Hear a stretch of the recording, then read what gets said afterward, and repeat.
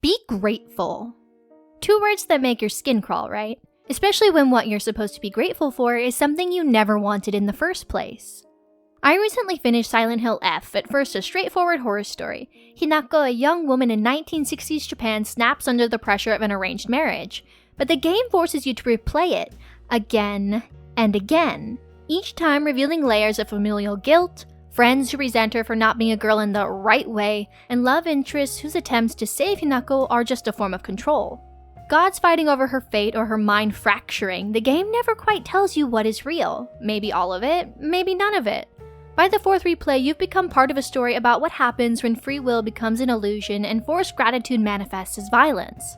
When the path between childhood and adulthood isn't coming of age, it's coming of rage. When is a choice actually a choice? I know this sounds like one of those Intro to Philosophy 101 questions, but it's something I think about a lot. Are our choices always a matter of free will? Or are the scope of our lives our choices decided before we're born? Hinako, like all of us, navigates the line between agency and forces beyond her control. Her choices shaped by a post-war society, small-town ideology, economic stress, and even the supernatural. As we play, we think we're guiding a teenage Hinako between 2 worlds where the only choices are live or die. By the first ending, we realize we've been playing as a 20-year-old Hinako and there are 3 worlds. Ebisugaoka, the real 1960s village.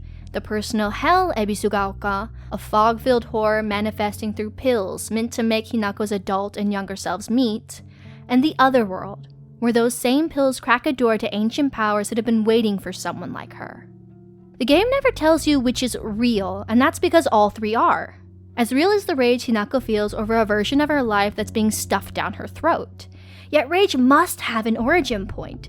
It seemingly appears out of thin air, but that rotten, festering emotion was there all along. For Hinako, that origin is her family. They're not cartoonishly evil, they're just people crushed by circumstances, making choices they believe are right and resenting the daughter who won't make those same choices.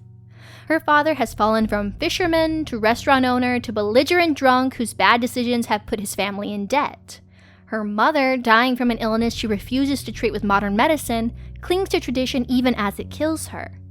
And Hinako's older sister Junko, the golden child who did everything right, haunts the game like a ghost even though she might still be alive. We are not entirely sure. In a letter we find there are hints that Junko, unable to recognize her husband, may have taken her own life after the birth of her 2nd child. But Hinako's fractured perception makes it impossible to know what's real. What we do know is marriage changed Junko from her sister's protector into someone who tells Hinako the quickest path to happiness is doing what's expected of you. We see it right down to what she wears in the other world, where Junko's face has merged with a falcon mask, a symbol historically in Japan associated with elegance, the elite, to traditional ideals. There's no doubt she showed me the quickest solution, Hinako says. Still, what I felt that moment was nothing compared to the joy of figuring it out for myself. Junko took the easy path. Their parents held her up as proof that compliance leads to happiness. So when Hinako hesitates about her own marriage, when she can't just be grateful for a kind fiancé and her family's improved circumstances, it reads as selfishness, ingratitude, a rejection of everything Junko and her parents sacrificed. But let's zoom out for a second, because this takes place in the 60s, Japan no less, and the forces shaping Hinako's choices are legal, cultural, and seemingly predestined. Within Japan, the koseki, the family registry, makes marriage legally binding in a way Western audiences might not grasp.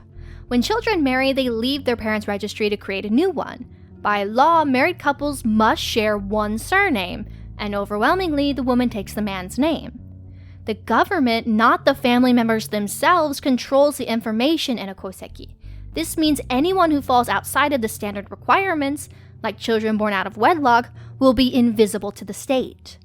This lack of visibility impacts these individuals by making it impossible to get a driver's license, passport, or receive access to healthcare and education. That's why Junko, through death or marriage, erased Hinako's sister forever, and the only ways back to her birth family are divorce, widowhood, or proving her marriage is so dysfunctional she needs legal protection. As we later see, when Hinako's parents are telling her she's no longer part of their family, it's deeper than a cold send-off. Junko taking that seemingly easy path actually made an irreversible choice, and Hinako's parents know this. They followed tradition. Husband first. regardless of whether he's actually a good person. The game visualizes this through its environment and the monsters that inhabit it. Her father becomes a giant wooden kokeshi doll, the crack in its head revealing soft, powerless flesh underneath. The same flowers that pursue Hinako in the hellscape Ebisugaoka grow from her mother's eyes. She's blinded and spineless as she follows her husband away from a confrontation he's lost. Whether this is true or Hinako's perception doesn't matter. Both show choosing compliance over agency muddies the boundary between honest love and obligation. Further, when fighting them at her rotting wedding banquet, Hinako's father wields a knife. One he threw, or that she remembers him throwing, or that she fears he might throw. Who knows? She's deciding whether to repeat her parents' choices so memories and fears become indistinguishable. It is even the fog's strongest monster, the Shiromuku, the faceless bride version of Hinako, who kills them both. Even Junko appears to tell teenage Hinako she'll kill her, for your own good. Because that's why the game is trying to kill Hinako. The girl you are has to die so the woman you're supposed to be can exist. Even so, underneath all of this family drama, there's something far older. Hinako's marriage of debt and duty intersects with forces that have been waiting for her since she was born. But you don't see that yet. Not in the first ending. The first ending, Coming Home to Roost, shows the madness that occurs when the question of letting go of her past and accepting her future reaches an impasse. Heck, the final boss is Hinako herself, and even after we kill her, she doesn't stay dead. In a post-credit scene, we hear a radio saying Hinako massacred everyone at her wedding. 10 bodies fleeing in her wedding dress, still likely armed with a kitchen knife. She can't move on, can't go back. She has nothing left but to fall apart. Stop there and it looks like a cautionary tale. Here's what happens when we hesitate to make our own choices but are also reluctant to follow what others tell us to do. Did her family actually resent her for refusing? Or did she believe they do because this marriage offers affection, stability, safety, everything her father never gave her, and she can't reconcile accepting it without knowing who she is without needing them? Well, both can be true, just like the three worlds can be true. When everyone around you takes the path of least resistance and convinces themselves it's happiness, your refusal proves these choices were never inevitable, and to some, that's unforgivable. But Hinako's family's resentment, real or imagined, is one thing. When your chosen family, your friends who were supposed to understand, turn on you too, that's when you wonder if everyone else sees something about you that you refuse to see in yourself. There's a concept in Japanese culture called honne and tatemae, your true face versus the face you show the world. Everyone performs to some degree, social harmony requires it, but Hinako's problem is that she doesn't know what her closest friends actually think versus what she fears they think, and because we're seeing everything through her unreliable POV, neither do we. This matters because Silent Hill at its heart are games about overcoming one's personal hell. Whether her family and friends actually mistreated her, or she just believes they did because she can't face her own guilt, her distorted mindset creates for us a world where Hinako is a victim trying to survive. So let me introduce you to Hinako's three closest friends, Sakuko, Rinko, and Shu.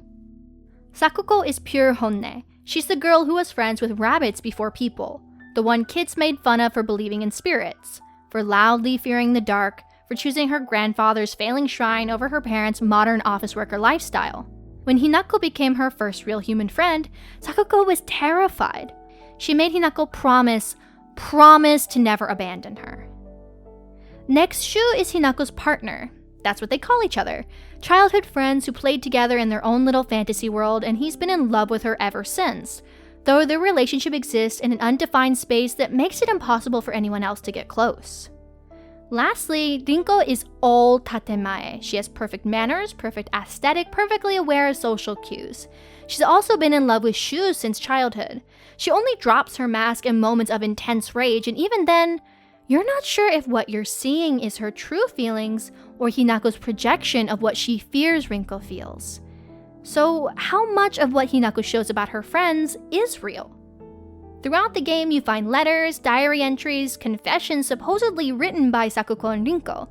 Rinko's notes resent Hinako for getting male attention while being a girl the wrong way, how she's disgusting and she hopes someone kills her or abducts her. Sakuko's notes talk about her loneliness but also accuse Hinako of being a traitor, a liar. But these notes have been altered. Or at least Hinako's reading the most negative possible interpretation of them. She projects her belief that she's a traitor, that she's betraying Sakuko by leaving, that she's standing in Rinko's way with Shu onto their interactions. She needs them to be villains so she can be the hero battling monsters, because if they're not villains, she's just running from her own choices. So what actually might be fueling this? For Sakuko, she wanted to take over her family's shrine, to stay in Ebisugaoka and restore it to its former glory. Her own father had given up on it for an office job, calling the shrine a waste of time. Sakuko, like Hinako, isn't normal. She wants something different than what society expects. So when Hinako is getting married and leaving, of course, Sakuko feels abandoned.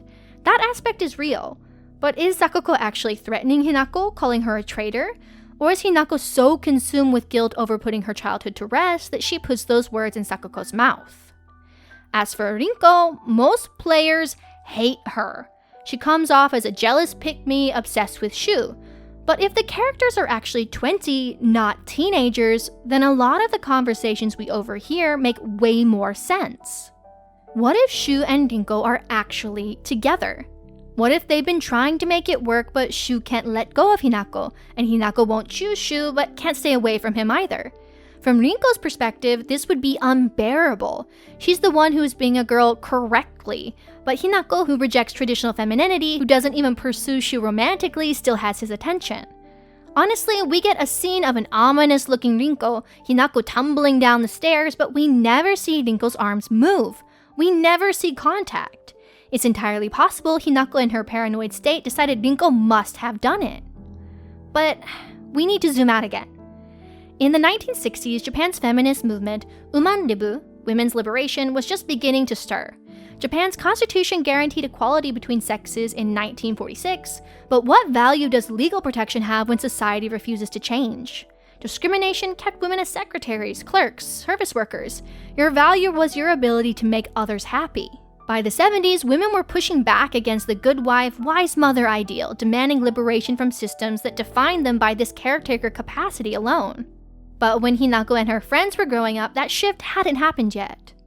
Girls were still raised for marriage, the M-shaped employment curve, where women's workforce participation dropped during childbearing years, then returned to low-wage part-time work was the expected path. Rinko internalized this. That's how you survive, how you win, and watching Hinako's refusal threatens Rinko's worldview. It makes her compliance look like cowardice. That's what internalized misogyny does. It makes women police each other. Rinko can't be angry at the system, so she's angry at Hinako. And Hinako, who envies how easily femininity comes to Rinko, even while rejecting it herself, projects that anger back. In Hinako's notes, she admits this envy. She doesn't hate being a girl, she hates being told how to be a girl. And Rinko makes it look effortless. So Hinako tells herself Rinko must hate her, must be seething with jealousy because that's easier than admitting she feels inferior. And Silent Hill F shows you these projections when Rinko and Sakuko become monsters. Sakuko's boss form is basically a child throwing a tantrum to keep Hinako with her forever. Her design of a shrine maiden's outfit is the job she's desired, but the modern world says is an impractical choice. It seems no coincidence to me that Sakuko is the first of her friends to die. Just like the sun halo behind her monster form tells us that Hinako sees this friend as the most innocent, the most divine. Sakuko also has a hole in her chest, the shape reminiscent of a Buddhist vajra, a ritual object symbolizing something pure, indestructible, and powerful. The word vajra itself means thunderbolt, and we later learn in the heyday of the shrine Sakuko's family runs, they worshipped a 1,000-year-old tree until it was struck by lightning and forced to be absorbed by Ebisugaoka's local god, the fox god. The same god we later learn wishes to take Hinako as his wife. In Hinako's mind, Sakuko has every right to wail and scream, demand Hinako stay, because that hole where Sakuko's heart should be shows what Hinako believes she herself is, a traitor. The destroyer of Sakuko's faith and friendship, the same way lightning destroyed her shrine. Rinko's boss form is even stranger. She rages that Hinako sticking around only hurts Shu, but interestingly, Rinko's in the body of a male Shinto priest. Hinako doesn't recognize her at first, but the voice confirms it. The design is an amalgamation. Rinko, yes, but also Shu, maybe even the person who will officiate her wedding. All the figures of patriarchal control blurred together, because in Hinako's mind, Rinko has been consumed by these ideals so completely that she's become indistinguishable from the system itself. And when Hinako fights her, Rinko says all she wanted was to be by Shu's side. But Hinako is always in the way.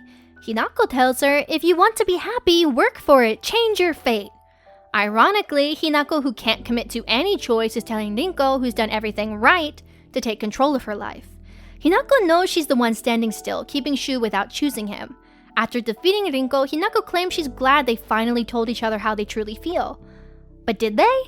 Or did Hinako fight a version of Rinko that exists only in her guilt-warped mind? One where Rinko's justified anger becomes monstrous obsession. There's another seemingly friendly presence within Hinako's story that I need to mention. The blonde doll that follows her through the other world, giving warnings and motivation to keep going. Upon the second playthrough, the opening shows a young Hinako playing with it, talking about how marriage seems like a job and she doesn't want anything to do with it. We also learn she tossed the doll away after other girls said if Hinako plays with boys, she can't also play with dolls. Within Japanese folklore, when tools and objects have served us well, they gain a soul, one that must be put to rest to show appreciation for all it has done for you, or the item risks coming alive. This living object, a tsukumogami, is largely harmless, but could also take revenge upon those who threw them away thoughtlessly. Hinako's doll never got a proper goodbye because she never reconciled her alienation from girlhood. Her fear that conforming to any feminine standard, even aspects that appealed to her, would also mean accepting the parts of womanhood she hated. But this doll didn't just come to help Hinako. The very nature of it is tied to Sakoko's shrine, the faith that was absorbed by the fox god and diminished by the village of Ebisugaoka. Which brings us to the ending, the fox wets its tail. Here the doll clings to Hinako's back as she destroys the wedding altar, piggybacking on Hinako's choice to reject her marriage to take its revenge. I've seen a lot of people call this ending the good one. Not the best, but she escapes, right? Wrong. It's nothing more than another ending where Hinako is manipulated instead of truly facing herself and deciding what she wants. After Hinako defeats her fiancé, possessed by his ancestor's insatiable fox form, she flees with Shu. It appears happy, but they're still in their school uniforms, and the dialogue implies they're wearing a suit and a wedding dress. The fox god, angered, causes geysers of poisonous gas to erupt, forcing everyone to evacuate the village. Nothing is good about this. Hinako accepts being trapped in the past, and everyone around her must now pay for it. The stubbornness of this choice reflects nothing short of the childish obstinance she mentions in her journal entries, where she rejected anything suggested to her, even if it was for her own benefit. In this ending, she's forever 17. Back when Sakoko's dependence on her felt manageable, when Rinko's jealousy was just some teenage drama and Shu belonged to Hinako, but they were too young for it to be anything serious. To varying degrees, Hinako's friends and family have taught her that rejecting what others need from you is selfish, which is an oversimplified way to describe the war that wages inside you when everyone is pressuring you to choose them, and you feel so unable to satisfy everyone that you end up completely checking out. All they've taught Hinako is that even rebellion is a cage when you're running from instead of towards something. Nevertheless, running towards something is not always the right choice either. Hinako's love interest, who, good intentions or not, guided Hinako towards paths they believed would save her. Unfortunately, this softer form of control cruelly makes Hinako a traitor to herself. To love someone is to love even their inner child, the place where all their fears, dreams, and regrets come from. At least that's how I think. I feel the problem is that too many of us rely on what we obtain from love rather than what we can give. Or we give so much then resent the other person for not matching our energy. Healthy relationships balance understanding ourselves with the effort we put into caring for and accepting our loved ones, and not who they could be, but who they are. Hinako's love interests, Shu and Kotoyuki, claim to want what's best for her. It becomes apparent through the story that they think they love her, but prefer what she represents. So what does Hinako mean to them? For Kotoyuki, Hinako means not repeating his father's mistakes. Born illegitimate, his mother was a maid his father abandoned for an arranged marriage. Through letters, we see how much his mother loved him, almost to the point of obsession. Not to mention, it is implied a medical report of a family dying from an unexplainable disease was that of his father, stepmother, and their son. Kotoyuki moved away when they were young, and in his mother's own note, she mentions now his father and that woman are gone, Kotoyuki can take his rightful place as heir. Surprisingly, Kotoyuki's a kind, impatient person who remembers Hinako from when she saved him from a fox as a child. And it seems he's done everything in his power to make his affluent traditional family accept Hinako as his wife. But that genuine desire is being exploited by his family's ancestor, the fox god, that same fox god who craves Hinako's love and unique blood and for whom Kotoyuki is the vessel.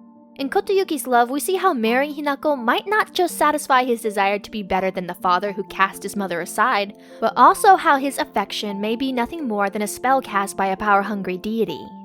As for Shu, I've mentioned he's Hinako's partner since they were children. To him, she's someone precious after the many years they've known each other, admiring how good she was at treasure hunting and how she never let things just happen to her. Kids of the Showa era tended to look down on the opposite sex, but Shu never pushed Hinako to conform to typical womanly interests or mannerisms. Before the town had a real doctor after the war, Shu's family, a long line of pharmacists creating the same traditional medicine Hinako's mother relies on, took care of the villagers. This means Shu's family has been in Ebisugaoka long enough to know the legends. The 1,000-year-old tree, the fox god, the unique plants that grow around the village. Shu learned about medicinal herbs from his grandmother, and he's good at it. When Hinako suffered frequent headaches, he'd get her medicine.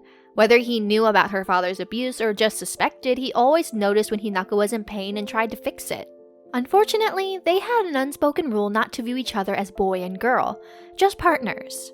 As their bodies developed into what they'd rejected, that rule became impossible to maintain.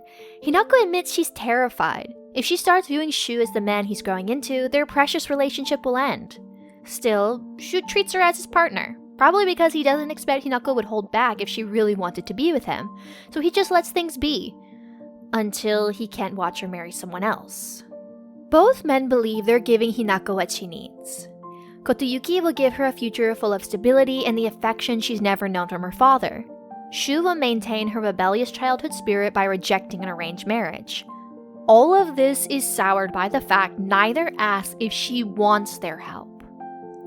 In the ending, The Fox Wets Its Tail, we saw Hinako presumably choose Shu, and Kotoyuki's reaction under the influence of the fox god.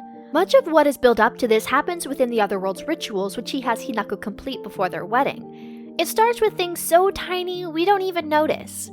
The scene where they supposedly share cups of medicine is exactly like the Japanese vow-exchanging ceremony of Sansan Kudo. These seemingly innocent gestures signify a marriage between Kotoyuki and Hinako that's destined to happen.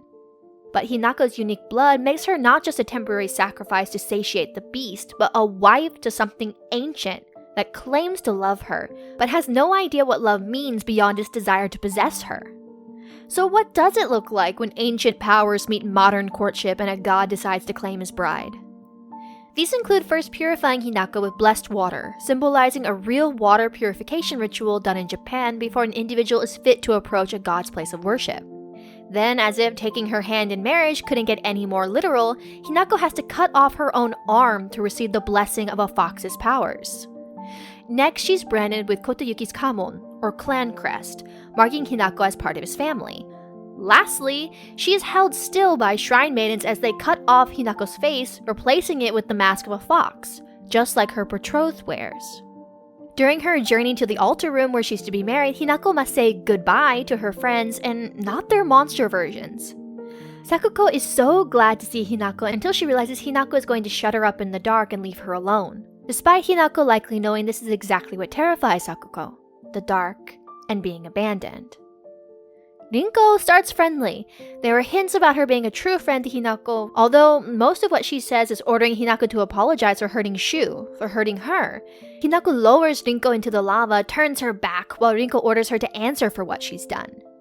To even reach Shu, we have to collect all the beloved fragments of their childhood and put them aside. We find Shu suspended in the air by chains, telling Hinako that whatever his partner decides, he'll support her. Hinako decides to drop him, suffocating him. From this point, the way Hinako speaks to Kotoyuki is totally different. She calls him Anata-sama, a way to call a husband that is both endearing and overly polite. Kotoyuki has caused Hinako immense pain as she conforms to what is needed of his wife, all the while apologizing, but Hinako says it had to be done. She seems like a ghost of herself, hardly the Hinako we've seen. You start wondering if Kotoyuki actually feels bad about any of this, and if Hinako must accomplish all these tasks herself because she must look willing. This marriage would solve everything. The debt, the pressure to be a real girl, her father's violence would end with her independence. Kotoyuki is everything anyone could want in a partner. Everyone tells her she should be grateful, others would kill for this opportunity. But what if you never wanted it? Even something painted in gold has no value if you never hope to own it. Worse if you hated the idea of owning such a thing, but it's shiny and everyone else wants it, so be grateful. As for Shu's methods, they either appear desperate or evil.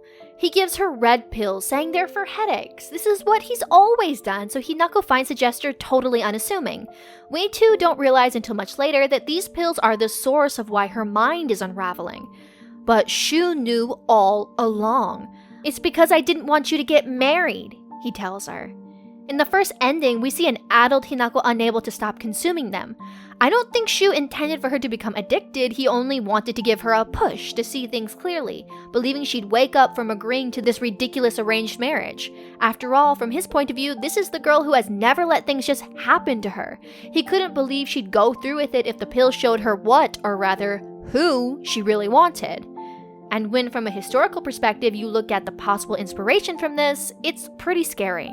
These days, Japan is known as a safe place, and that includes the fact that drugs are really hard to get. However, meth was actually synthesized in Japan in the late 1800s. During World War II, the Japanese government mass-produced it as hiropon, literally meaning love of work, and gave it to soldiers and factory workers. After the war, military stockpiles were sold over the counter at pharmacies. It was medicine, a way to cope when rebuilding a destroyed country demanded more than exhausted bodies could give. Later, the government prohibited it, but when Hinako and Shu were children, there were still over 1 million users. This is the world Shu is operating in. He doesn't see pills as dangerous. He thinks he's giving Hinako strength. But that same mentality created a generation of addicts who sought a quick solution to their problems rather than looking at the root of the problem itself. And in the game, the pills are everywhere. Even in the default ending, the only one where you're allowed to take the pills, dying might not end the fight, but if you die enough times, the game takes away all of your other items and gives you 99 red pills. They start appearing more frequently, tempting you into relying on the easiest option to heal your damage. But as I've mentioned, these pills are strong enough to converse with gods, visit their lands, and even awaken dormant powers. Shu thought he was liberating Hinako from Kotoyuki, but made her accessible to something worse.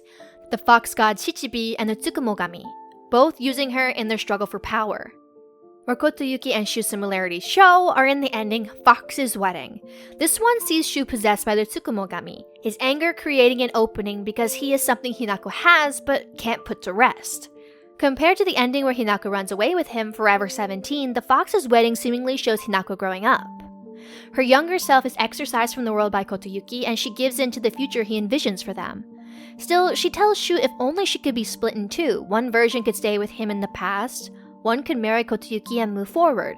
Both scare her, both fill her with hope. It sounds great, yet this is called the bad ending. Why? Because Hinako has yet to understand her path doesn't have to fork towards Shu or Kotoyuki. There is another that leads to neither of them. Ultimately, Shu and Kotoyuki wanted the same thing, a partner.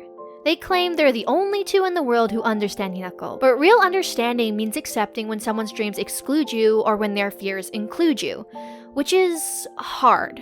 So hard, most people try not to think about it. It also feels good to be wanted, so Hinako considers them in two different endings because a seduction of surrender when giving in is wrapped in love and stability feels way easier.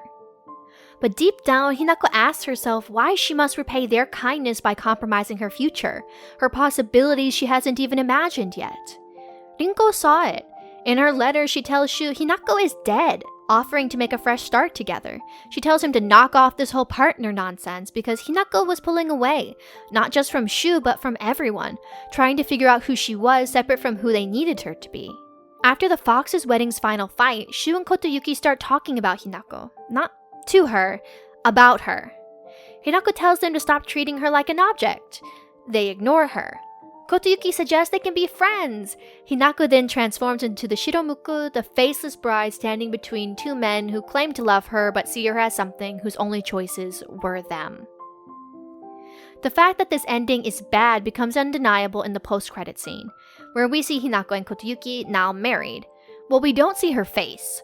Not until the camera pans down the stairs and we see the flayed face of who Hinako used to be has been left out in the rain. She cries, pleading not to become like her mother, her begging meaning nothing as someone steps on her, silencing the girl Hinako used to be forever. This is the same path Junko told Hinako would give her happiness the fastest. The same path that she perceives Rinko as walking her whole life, which made her beloved by their classmates and a shining example of what a woman should be. But to get the true ending, the best ending of Silent Hill F, Hinako must not only reject this path, but set out on a journey she's yet to see through the fog. There's one force I haven't mentioned yet, Hinako herself. No matter which ending you reach, be it the Shiromuku or her fox-faced self, Hinako is required at some point to face them. It isn't until the last true ending that Hinako asks, "Why do we have to bleed just to see eye to eye?" This is so important because each ending hasn't been a redo. They're continuations, fragments that form a stronger Hinako who gains a different perspective. This is all happening in her mind, but that doesn't make it less real. Ryukishi09, the game's writer, is famous for this kind of storytelling.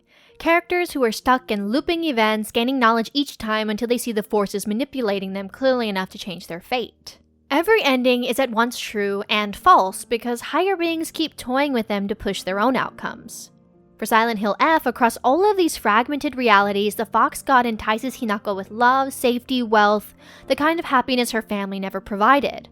While the Tsukumogami seems to warn Hinako, it is really just trying to keep the Fox God from having her. For generations, Kotoyuki's family gained wealth in exchange for human sacrifices, but before Sakuko's shrine was absorbed, before the Fox God took over, the Tsukumogami had its own followers. These deities have long been using people to their own ends. Shu's resentment at being discarded and Kotoyuki's desire to be loved and live up to his title as heir made them easy to possess. Each thought their feelings were their own, but they were nothing short of dolls in a cosmic game of manipulating Hinako. The Fox God wanting the version of her that submits, the Tsukumogami wanting the version of her that destroys the village that forgot it. While the pills Shu gave Hinako may make it easier for these beings to reach her, we can't forget they are also for her adult and younger selves to resolve their differences. Which is why the personal hell version of Ebisugaoka and the other world are filled with monsters who represent supernatural threats, but also the worst interpretations of what life has in store for Hinako if she gets married now.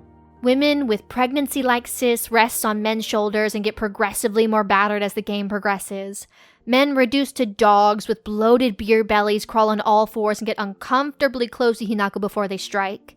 Female puppets who look like lumps of flesh stitched together have Hinako question, "I wonder if it wants to hurt me the same way it was hurt." Even the Shiromuku and Hinako's doll are seemingly the agents of the Fox God and the Tsukumogami, but they are also Hinako trying to make herself realize that her compliance is self-sabotage. It's uncomfortable to view yourself as something chaotic, somewhat irrational, capable of harm. It's easier to make everyone else into antagonists and yourself into the victim, because the cost of true freedom is accepting our capacity to be the monster in someone else's story. Which is why in the true ending, Ebisugaoka in silence, Hinako apologizes to her sister for being a horrible daughter. She realizes she's caused so much trouble by rejecting the marriage, but if they truly want her to be happy, they have to let her do this. This time, when Fox Hinako appears, she and the young Hinako come to an agreement that they shouldn't have to fight to the death just for one of them to survive this nightmare. Together they battle the Fox God and the Tsukumogami.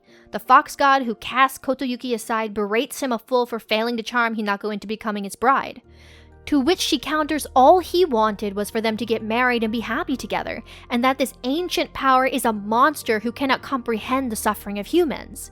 Hinako also confesses her fear that no matter how kind Kotoyuki is now, she fears one day he will become just like her father, because she doesn't know him well enough to devote her entire life to him. Hinako isn't rejecting marriage or womanhood, she's fighting to make decisions at her own pace, which is something we can all relate to. When the battle shifts to the young Hinako and the Tsukumogami, there is actually very little dialogue. Mostly the being laughs at her, filling Hinako with rage that it should think it has any authority to judge her. She rejects that we only find happiness when we are loved by another, and expressing her gratitude for all Kotoyuki has done for her thus far, she decides that no matter what the future looks like, these creatures who can't possibly understand what a freedom it is to agonize over a choice at your own pace, don't get to toy with their lives. Unlike how previous endings destroyed Hinako's family, trapped her in the past, or took away her identity, this one sees Kotuyuki thanking her. He realizes he tried to give her everything she wanted but ignored what she needed most. Time. She didn't want to get married yet, and no amount of Kotuyuki being a good guy or her past with Shu changes that. And as Kotuyuki is a kind person, he realizes that giving others time to work through their fears and supporting their growth into who they want to be is true kindness. For Hinako, she doesn't want to become like Junko, her mother, or what Rinko hopes to be. She has no idea what she wants to become. Regardless if it's a partner, a parent, or something else entirely, we need to think of our choices as something that calls to us, something we step toward on our own, not something predetermined. Living doesn't make any sense otherwise. We must make choices not because they're the most comfortable or most predictable or easiest to figure out, but because you can take the harder path, and it's just as likely to bring you happiness, because there is no outcome we can 100% foresee. Thus, in the true ending, Hinako defeats the curse of her unique blood that caused the fox god to seek her as his wife. The spine of divine manipulation upon which the entire game hangs is shattered, and Hinako is now free to choose her own life. But Ebisugaoka falls silent. It isn't a happy ending where everyone understands and supports Hinako's bravery. We're not even sure if this image of a lonely village with no one but the two Hinakos is symbolism for her mind now at peace, or if the old world has been sacrificed for her freedom. The courage and time commitment on our part to reach this ending is commendable. It's also what in real life could cause resentment. So far, everything Hinako's learned is when others see your choices as ridiculing their way of life, you're a traitor. Though your loved ones may feel their pressure is a force of good, they cling to it because society taught them there was no other option. Now, I don't want to make this about fuck the patriarchy, but it's hard not to play this game and see the lines it's trying to draw. What I will say is there's no coincidence this game is set in the 60s. It feels great to look at the past with awe and nostalgia, but we must not forget the world that existed only a couple generations ago. For Hinako, her father's fall into debt and his broken dreams make them far more alike than they seem. They both use violence as rebellion against a life they don't want. His violence comes out as abuse towards his family. He knows that he's resigned to this life, and maybe he envies Hinako's strength to keep fighting when he gave up decades ago. So he uses what little power his position as the man of the household gives him. We could even stretch it to Shu if he and Rinko are actually together, because he feels he needs to marry someone, if not Hinako, to carry on his family's legacy. After all, society loves to tell women they're nothing if they're not loved. It also loves to tell men that they must dominate their partners because they can't survive without someone taking care of them, and that they can't be honest with their emotions, so it's a woman's job to absorb them. Which is bullshit. We are all capable of taking care of ourselves and loving people simply because we love them as individuals, not as possessions or repositories for what we feel uncomfortable showing the world. Whether it's gender, age, race, groups always find reasons to diminish others to maintain hierarchy. We must not forget that all of us were children once. While women were and are the most common victims of patriarchal violence, with the cost falling heaviest on those at the bottom, we all carry scars from killing off the parts of ourselves that aren't socially acceptable. For Hinako to find freedom from the system, each ending had to teach her something. Lose yourself to madness, submit to tradition, stay stuck in the past, or confront the manipulations and be content with not knowing what the future holds, even if that future is alone. Thankfulness for knowing what you want is great, but forced gratitude is violence. You hear it from childhood. Be grateful for what your parents sacrificed. Be grateful someone wants you. Be grateful for your opportunities. What you don't hear until you get older are the words between the lines. I didn't have that opportunity, so you better smile and enjoy it. Coming of rage is channeling your anger into rejecting those hidden words that were designed to make you submit before you understood what you were giving up. It's so sad that Hinako's parents, the ones who hurt her most, are also the ones she loves enough to question compromising her entire identity. Those who gave up their own freedom will resent those who refuse to. That freedom to discover and pursue our deepest desires is all Hinako really wants. Which is why in the true ending, the two Hinakos, Tatemae and Honne, outer self and inner self, become one. Not by choosing which dies, but by letting both survive. They sit overlooking their silent town. Each professes they want to find a passion. Even Kotuyuki keeps in contact with them, searching for the childhood he lost while living up to his heir label. They agreed to take all the time they need to decide if their connection was real or a spell, breaking the cycle for both of them. After all, nothing is ever decided until you submit to it. Like a perennial flower, our power of choice is infinite. A choice is actually a choice when you can see every force trying to control you. Family, friends, lovers, gods, and choose yourself. Not because you know what you want, but because you refuse to let anyone else decide before you figure it out. True freedom means sitting with not knowing, and understanding that sometimes liberation sounds a lot like an empty town where the only voice that matters is your own. If you've made it this far, thanks for joining me through the fog of Silent Hill F. And if you're ever uncertain which version of yourself is the true one, ditto, partner. That's why I'm Pickled Ditto, because whatever storytelling pickle you're in, I've probably been there too.